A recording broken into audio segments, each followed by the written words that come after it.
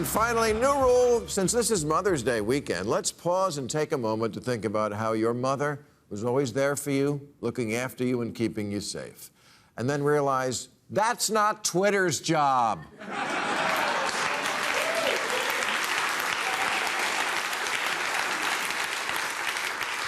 Keeping you safe and sorting out the lies from the truth is your job.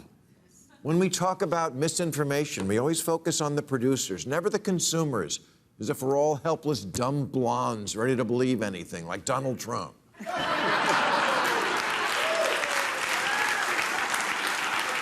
Now, do lies spread faster than they used to? Of course, but so can truth, which in the internet age is always at your fingertips. You just have to learn how to use Google for something other than porn.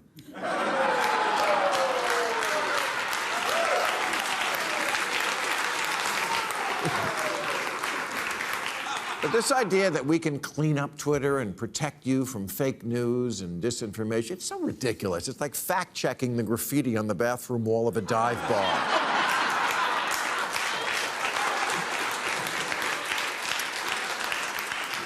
We called this number and we didn't have a good time.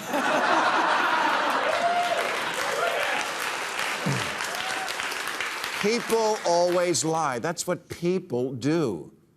Every age is the misinformation age. And whenever a new means of communication comes along, some reach right for the censor button. In 1858, the New York Times thought we couldn't handle the transatlantic telegraph. They said it was superficial and too fast for the truth. In 1487, the Pope issued an order to stop the misuse of the printing press for the distribution of pernicious writing. You know, fake news. Like how the earth is a ball. In 1938, radio was the hot medium of the day, and lots of people got plenty worked up about it, especially after Orson Welles presented what was obviously a fictitious drama about a Martian invasion of New Jersey, and thousands of people thought it was real and panicked. You cannot censor away that level of naivete. The Martians had the whole universe to invade, and they chose New Jersey?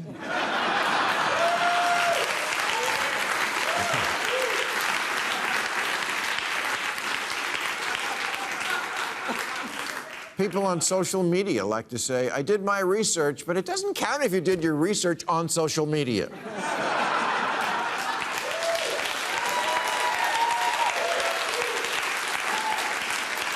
I once did a stand-up special called Be More Cynical. This is what I was talking about. Lies are ubiquitous, and in that way, they're quite analogous to germs and viruses. People think you can germ-proof the world and never have to be in contact with the things that can hurt you. But you can't. You have to have a strong immune system. It's the reason babies who live in sterile environments are more likely to develop allergies than babies who are allowed to exist in the world as it is, messy and impure. Lies are all around you. Develop a better bullshit detector. That's a better solution.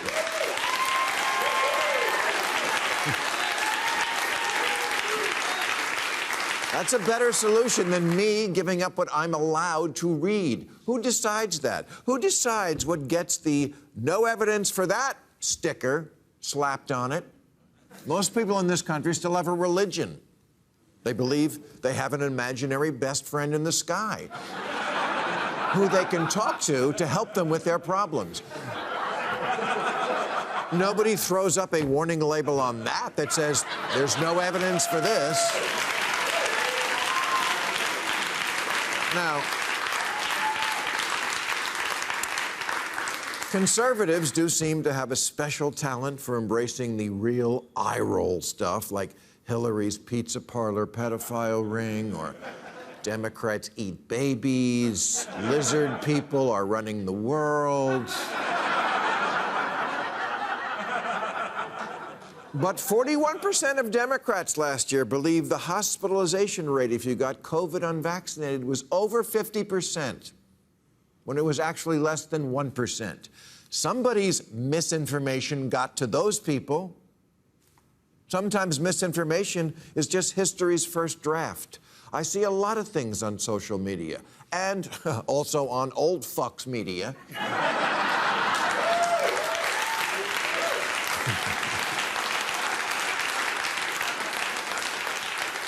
And I don't completely believe any of it. Not right away, not until I check it out. And when I ask, is it true?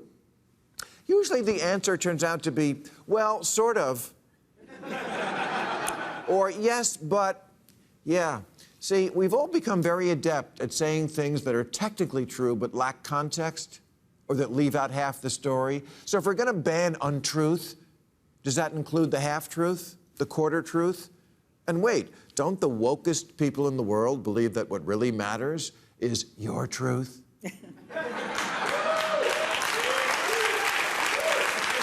So yes, of course, we should ban kiddie porn and libel and personal threats and calls for insurrection. That's a no-brainer because they're already illegal. Just as it would be illegal in an actual town square to whip out your dick.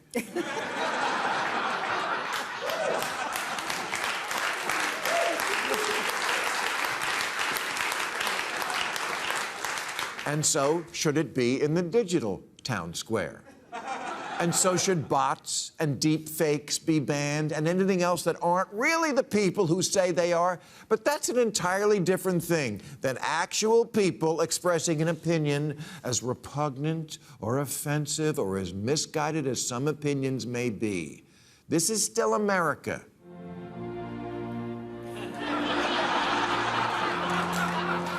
Where people...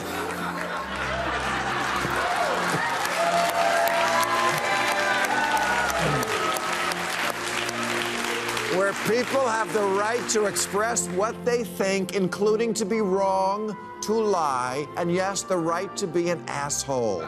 And if you think you know everything and no one else could possibly have some other truth, you should be glad for that protection, because you're an asshole.